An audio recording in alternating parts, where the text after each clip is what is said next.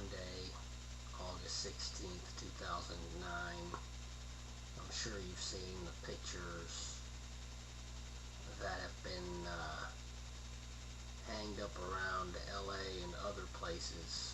Pictures of Obama in the Joker makeup,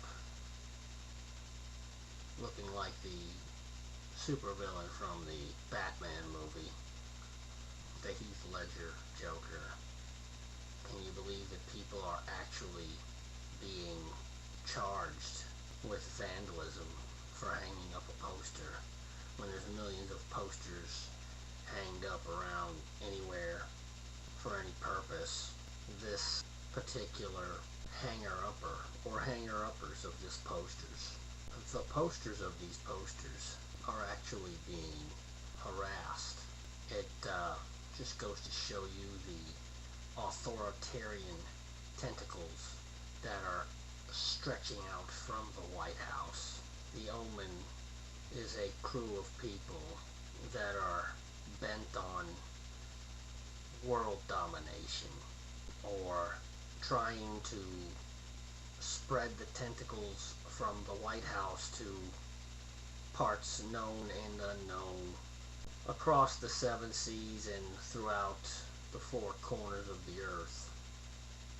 A prime example of this is the attempt to raid the Swiss bank accounts of rich Americans who, by means of corporate tax loophole, socked some of their cash away in Swiss bank accounts and Hong Kong bank accounts, Singapore, and other places, Cayman Islands, the kind of banks where they don't ask questions and they don't report the taxes, and it pisses off a bunch of Americans here who believe that they have a right to these people's money, that their wealth should be redistributed amongst the proletariat USA, utilized to promote their general welfare.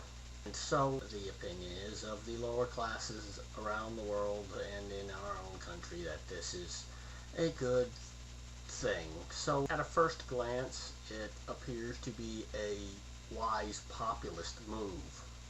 However, there are deeper ramifications, I believe. But there is the hidden agenda in all of this that you must really try hard to uncover by examining the causes and effects. It is entirely possible that by seizing these assets in foreign lands, these banks that are holding these assets and monies offer these services to rich folk around the world as probably their principal means of industry. I mean, Switzerland has army knives, watches, some fine chocolates, Swiss Miss instant cocoa.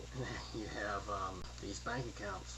By discouraging this kind of activity and making it more difficult to carry out, you are making life harder in these other countries. The financial outlook of these countries is very dependent on this money, which is most certainly stashed there for prolonged periods of time. It is utilized by the banks to loan to their own citizens or to other citizens in other parts of the world, neighboring countries, for any kind of activity, whether building a house or buying a boat or expanding a business, developing a product, even investing in markets abroad and in the United States. So the money, maybe a substantial portion, is used by these foreign banks to invest in our own market, which can't be a bad thing. They're creating more wealth by doing that.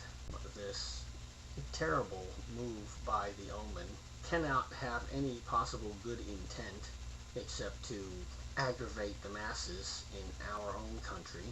And it will turn out, if carried out to its fruition, will raise the ire of the masses in foreign countries when they are in financial straits. And this is another aspect of this awful idea where we're supposedly having a hard time here.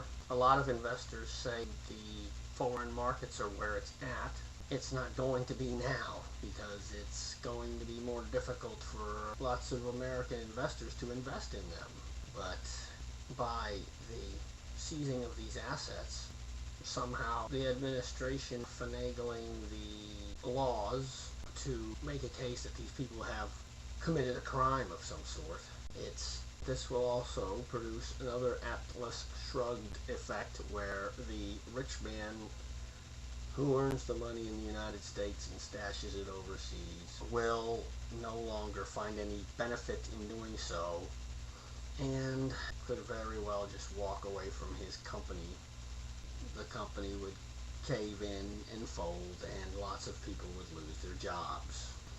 But then that's part of the Omen's plan too, isn't it? These really are awful people. They do not have anything good planned for us. It is not their goal to see to it that we have a brighter future here in America. They seem to be more interested in weakening everybody to an equal degree, to make everybody just as miserable as everybody else, and to offer no real hope or incentive to break out of the sorry state that they might find themselves in. Unfortunate that we may have to learn a very expensive lesson out of this one. Let's see if anybody actually learns. God help us.